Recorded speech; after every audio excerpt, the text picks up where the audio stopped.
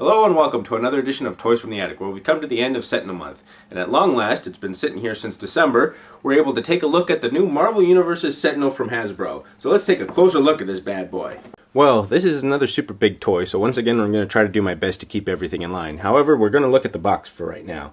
On the front you can actually see a nice picture of the Sentinel, and it has this nice cardboard feature where you can look up and see inside. Let me get this right here. The box art on the inside of this little lid right here shows a nice image of the Sentinels fighting the X-Men as they normally do in the comics, and the artwork just looks really great. You get a picture of you're able to look at the Sentinel on the inside. Whoop! Big and awkward. And you get a little mini Wolverine figure in here and a little try me feature, so you could hear some of the many things the Sentinel's able to say. Sentinel under attack.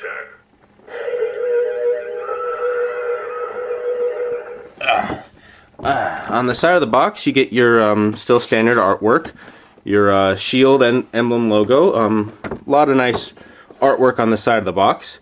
On the back, you get another nice display screen with the bio of the bio or the Sentinel or backstory, along with several different writings, and a nice, lovely scene of the Sentinels fighting the X-Men again. Now, I originally saw these guys down in toys at the San Diego Comic-Con, where they had them displayed in a very nice diorama with a bunch of these guys fighting all the Sentinels. Now, originally, the ones at the Comic-Con, there's two versions of these types, where the Sentinel from the Comic-Con is painted more in the cartoony old-style colors, and this one is the one that more hit the Toys R Us shelf. So, depending on if you want these, one's going to be a little bit harder to find than the other. Now, let's open this guy up. Okay, so here we have this guy out of the box, and man, is he freaking great. He has lots of little details on him. You see a lot of nice little cuts and scars. I hope they show up on the camera here, but that's a lot of little details in the shoulder pads. He has just wonderful sculpt detail. He actually looks like a very scaled up one of these little guys. I don't know their names because I hadn't collected the line. But yeah, you just see so much detail even in here on the back of the chest, the head. I mean, this guy just looks really freaking great. I'm kind of happy I took so long getting around to opening him up. Now his chest piece right here is a nice soft plastic, and it's a little bit rubbery and flimsy, so if you pose them, they're not going to get in the way of too many poses or too many things. His joints are a little stiff because he's brand new, but once you get him kind of going, they loosen up pretty quickly and pretty well. Now this panel right here comes off because they haven't been able to get it back in, but I'll do it right now. You can pull this piece off, and you can reveal his battery pack in here so that you can change so if you always want him to say something, you can change the batteries out or anything. Now, he's also really well jointed. I mean, we'll start from the head down. His head has a nice ball swivel here that can make him look in any directions.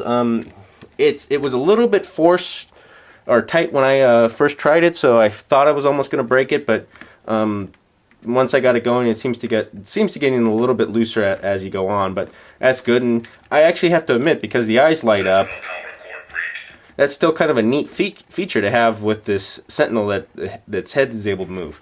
Now he has the standard joints as most other toys. You got the arm joint right here. The bicep swivel, elbow. Now he also has a joint right here, which makes him able to turn his wrist around. Now his hands are on a ball joint. That's the only thing I kind of have a little. I mean, I love this figure, but I wish there was like a little swivel joint right here so he can do this type of action with his wrist, but that's the only thing that kind of is limiting on the arms. He has a nice waist swivel right here, which cuts. Some people have little issues with that just because it cuts up things so much, but with this figure, I can overlook it myself too. Right now, he has a ball swivel legs, which give him a good range of articulation. He has sorry, may not have gotten that in shot. He has knees that go back pretty far. I don't want to. Yeah, it's about as far back as it can go. I can't get completely all the way back, but that's good enough. Let me get that right back in there. Now, here's something I didn't expect: is he has another swivel joint right here on his leg, which that's kind of a neat added figure. And then his legs have is a standard ball joint, so you can move it all side to side and get him into some pretty good poses. which I'm probably going to do when I stick him around my room. But yeah, he's actually a really... okay, and your power core. He's actually he's a really good figure.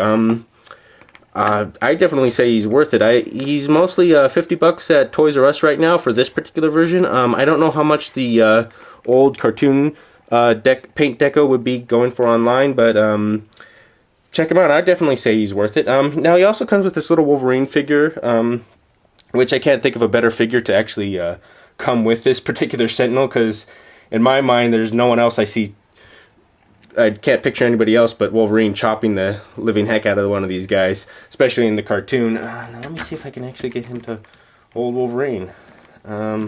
It takes some doing, but he kind of fits in there. As a little bonus, we'll take a look at Wolverine for right now. He's actually a pretty neat little figure. This is the first one I've actually owned of this line, and looking at it, I think I might actually start collecting these guys. Well, certain ones that I really want, because they're really not that bad. They're pretty well detailed for their size. You got Wolverine. His joints are really kind of stiff. He has an elbow joint right here that's on kind of a swivel slash ball. There's a nice little ball pivot right here on his wrists, and then his arms can move up and down. Now his little shoulder pads right here are a little bit stiff, and they kind of get in the way of some poses, and actually I can feel this already starting to break off depending on how I pose him. His head's on a nice little ball joint right here. He has a nice little chest swivel right here. No waist articulation, but that's okay with the size of these guys, and he came with a pretty big figure already. He has nice ball jointed legs that have a nice swivel right here. You can move his legs back pretty far, and then you got, it's only you got the up and down swivel, but no tilting on side to side. Yeah, these guys are really actually kind of neat.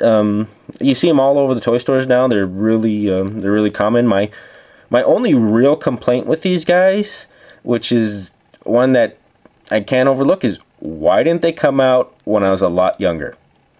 I mean, these guys are exactly the same size as G.I. Joes, and when I was playing with G.I. Joes, I would have loved to have these X-Men guys, Iron Man, Wolverine, Cyclops, all of them. I would have loved to have them playing alongside my G.I. Joes, because they seem to fit so well.